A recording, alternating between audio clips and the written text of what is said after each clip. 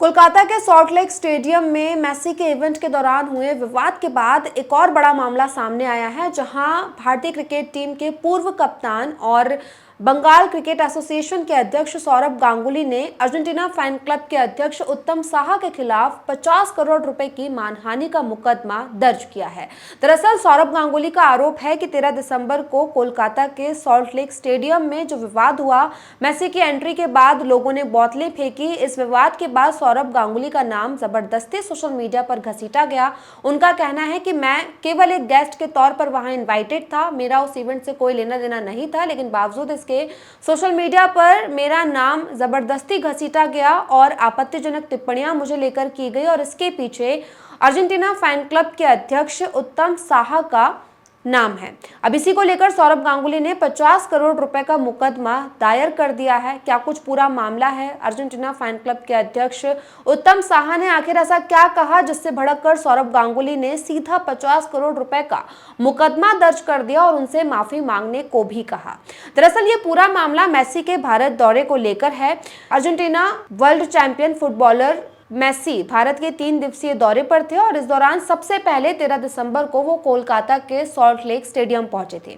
Messi की जैसे ही यहां पर एंट्री हुई, वैसे ही यहां बड़ा विवाद हो गया। दरअसल मेसी यहां केवल 10 मिनट ही रुक पाए और वो स्टेडियम से बाहर चले गए, क्योंकि उनकी एक झलक देखने के लिए फैंस इतना क्रेजी हो गए थे कि वहां पर अफरा तफरी मच गई। लेकिन जब मेसी की एक झलक लोगों को देखने के लिए नहीं मिली तो लोगों ने गुस्से में कुर्सियां फेंकना शुरू कर दी, बोतलें फेंकना शुरू कर दी। ये विवाद अभी थमा भी नहीं था कि सौरभ गांगुली ने अर्जेंटीना फैन क्लब के अध्यक्ष के खिलाफ 50 करोड़ रुपए का मुकदमा दायर कर दिया। उनका कहना है कि इस इवेंट में जो कुछ भी हुआ इससे मेरा कोई लेना देना नहीं था, मैं केवल एक गेस्ट के तौर पर इन्वाइटेड था और मेरा नाम जबरदस्ती सोशल मीडिया पर घसीटा गया है। सौरभ गांगुली ने कोलकाता की क्राइम ब्रांच में अर्जेंटीना फैन क्लब के अध्यक्ष उत्तम साहा के खिलाफ जो 50 करोड़ रुपए के मानहानि का मुकदमा दर्ज करवाया है, उसमें उन्होंने उनके खिलाफ लगातार झूठे और विवादित आरोप लगाए जाना शामिल है, जिससे उनके व्यक्तिगत सम्मान को जहां ठेस लगी है तो वहीं सार्वजनिक तौर पर उनके किरदार और प्रतिष्ठा को भी बदनाम करने की कोशिश की गई है। सौरभ गांगुली ने कहा कि उत्तम साहा ने ये सब जानबूझकर किया है, जिसके लिए उन्होंने कानूनी नोटिस भेजने के साथ 50 करोड़ की मानहानि का मुकदमा दायर किया है।